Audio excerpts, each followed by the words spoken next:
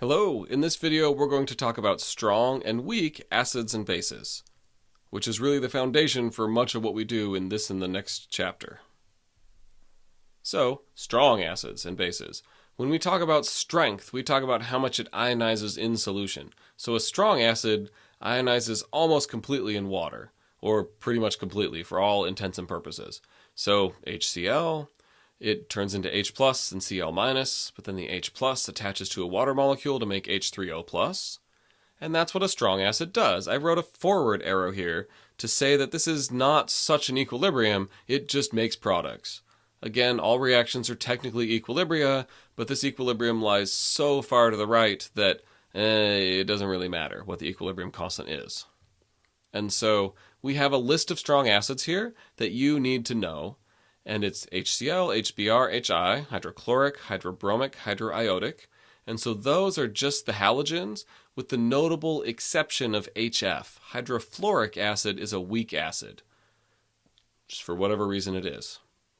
Then you can have HNO3, which is nitric acid, H2SO4, which is sulfuric acid, and then HClO4, which is perchloric acid. Now, nitric and sulfuric acid, you can remember those because those are ones we commonly use in the laboratory because they're just nice, strong acids that we like to use. Perchloric acid we don't tend to use because it can form explosive mixtures. Acid bomb, oops. So we don't typically use that in the lab, but it is a strong acid. And this is the Gen Chem version, right? There are organic acids that are strong as well that we don't really get into in this course. So just assume for now that these are the strong acids, and if we give you anything else, then it's weak. The nice thing about a strong acid is that when you're calculating pH, you only need to think about the concentration, like we did in the previous video. There's no equilibrium business going on here. You just take the concentration of HCl, realize that that's 1-to-1 with the concentration of hydronium ion. Then you take the negative log of that concentration and get pH. Now, technically, this gives you H3O plus, and then also the auto-dissociation of water gives you some concentration of H3O plus as well. But the auto-dissociation of water is giving you 10 to the negative 7th. This is 10 to the negative 2 molar. You can safely ignore the auto-dissociation of water for doing this. That assumption can break down if you're at really dilute acid concentrations, but we don't typically go there in this class. Alright, strong bases ionize completely in water, just like the acids do. And you can recognize this because really, it's any ionic compound that has hydroxide in it is a strong base. Sodium hydroxide dissociates into Na+, OH-. It directly makes hydroxide. Great. I don't anticipate really digging into do you know solubility rules. Generally, the alkaline metals and alkaline earth metals are soluble. They would make soluble bases. Almost all the transition metals are not soluble with hydroxide. That's the simple version of how solubility works. And again, the POH, and then thus 14 minus the POH gives you pH. That depends on the concentration and not equilibrium. So if you know the concentration of sodium hydroxide, well, that's 1-to-1 with hydroxide. You take the negative log of the hydroxide concentration, you get POH, which is 2. And then, well, the pH is 14 minus that, which in this case gives you 12. Here's a list of strong acids and strong bases. I gave you the strong acids already. A couple nuances here. The sulfuric acid, it's a diprotic acid, and we'll get to that barely at the end of this chapter. And so that means 2 of those hydrogens can come off, and only the first one is strong, the second one's weak. And then here's some of the bases that are soluble in water. And again, remember, HF is not a strong acid. The HF bond is just too strong for that. All right. So we got strong acids, let's talk about weak acids. And we get into weak bases a little later. So weak acids, they dissociate only to a limited extent in water. So you have HF, it's going to dissociate into H3O plus and F minus, fluoride. But not very much, right? This equilibrium lies to the left pretty strongly. And so almost all acids turn out to be weak acids, with the exception of the strong ones we talked about before.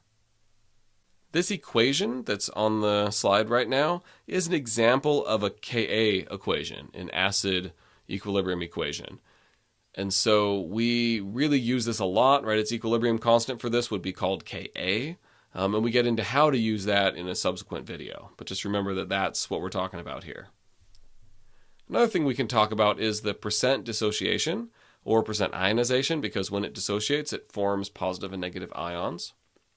And if you want, you can do this. It's the relative amount of acid and base that are dissociated.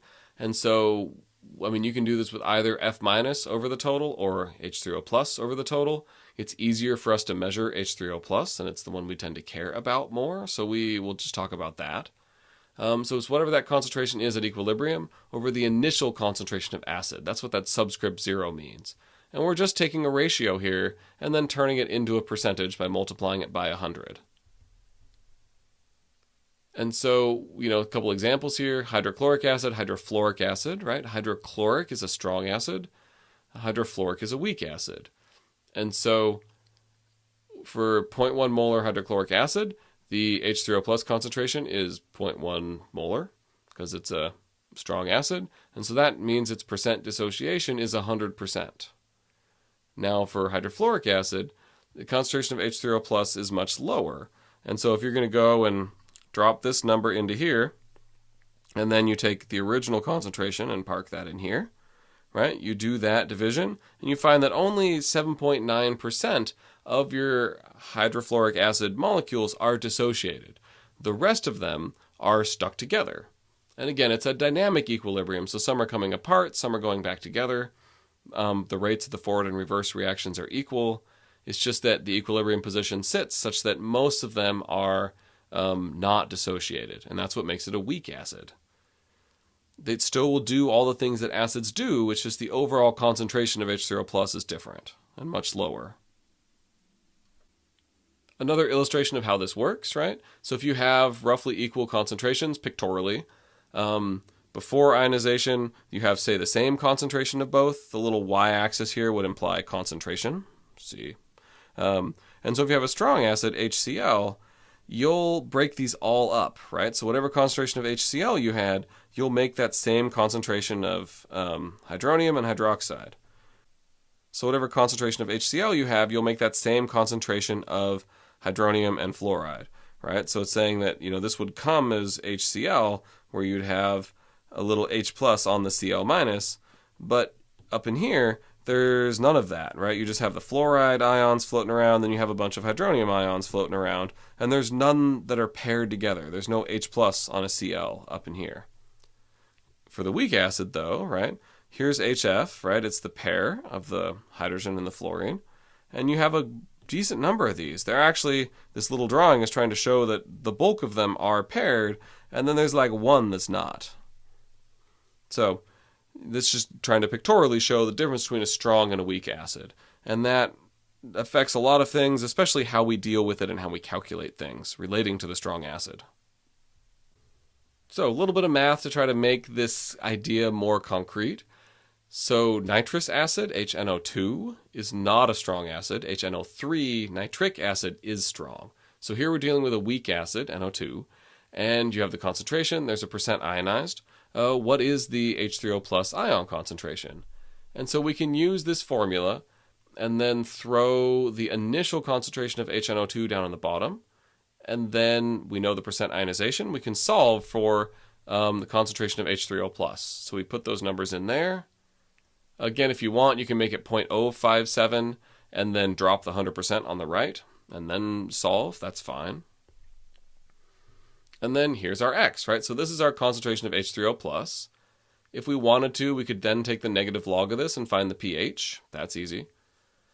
And then also, if we want to, we can look at the equilibrium expression for this. And then at equilibrium, the concentration of NO2 is just X, because we assume when we do these kind of problems that we start with just pure HNO2, and then we're trying to see what happens at equilibrium. So you can do that. You can say HNO2, its concentration at equilibrium is whatever you started with minus how much moved over to form products. And so you can do this as well, and we'll do these kind of calculations later. All right, one last thing to talk about is just the molecular structure of these weak acids. Again, we'll get into weak bases later. The weak acids are honestly much more prevalent in a way, so we will talk about them first and foremost. And most common weak acids, for sure biologically, and many of them in the chem lab, are carboxylic acids. And so the carboxylic acid is just this. You have the COO, and we tend to write it COO when we write it out to show that, hey, this is a carboxylic acid. And then here's the H. And so this hydrogen's the one that can come off. And when it does that, the 2 electrons in this bond will pop down onto this oxygen atom. And so there's a huge variety of things you can do with this, right? The COOH is the acid part, and then R really just means rest of the molecule. We can put who knows what out there, and we can have so many different acids with different strengths slightly, and then different chemical behaviors depending on whatever else is attached to this. Some common carboxylic acids we use, you can have formic acid, which would be called methanoic acids. This is called formic acid because humans first figured this out by distilling ants. Ants make a lot of formic acid. That still strikes me as funny. What are you distilling today? Ants. Okay. Ethanoic acid is much more commonly known as acetic acid, and that's the acid that's in vinegar. You make a 5% solution to this with vinegar. We use acetic acid in the chemistry lab because it works well for a number of things. But, you use it in vinegar.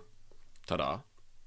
And then if you put a big long chain of CH2, CH2, CH2, CH2, you get a fatty acid. And then some of that, so if you have coconut oil, this is the acid that you might have in there.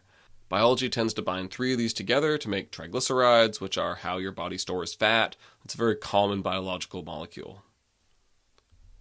So here's the equilibrium that you get when you have a carboxylic acid, and we'll use acetic acid as our example here, right? So you have the acetic acid on the left, and then what you call it on the right is you just call it acet-ate. So you take acetic, you take the first kind of root word of that, and then you make it ate when you have a carboxylic acid. So you have acetic acid, acetate, you'd have formic acid, formate, things like that. And it just does this dissociation. Now, when you make the carboxylate ion, so the acetate or the formate or whatever, it does have resonance formulas. So if you look at just the ion, each of these bond lengths are equal to each other. But once you slap the hydrogen atom on there, the bond lengths are a little different. It does have an oxygen it's on. Now, it doesn't cost very much energy for this hydrogen to switch between these two, right? So there's nothing saying the hydrogen can't move like this and just kind of hop back and forth. And indeed it does so very commonly. But, you can detect individual bond length differences there. It does have an oxygen that it's on, however transiently. And that's what this looks like when it makes the anion. And again, so this is really common all through chemistry and biology, and it's something that I wanted to point out specifically. And so this is the reason why we will write acetic acid as CH3COOH. Because we're trying to show, hey, look, this COOH is important. Sometimes you'll see people write it as CO2H, and that's fine, right? I tend to like COOH because I really want to point out, hey, that's what we got going on here, a carboxylic acid. And then it's this hydrogen here that will hop off and form the acid. These hydrogens here aren't going anywhere. So that's what we have for this video. Thanks for watching. See you in class.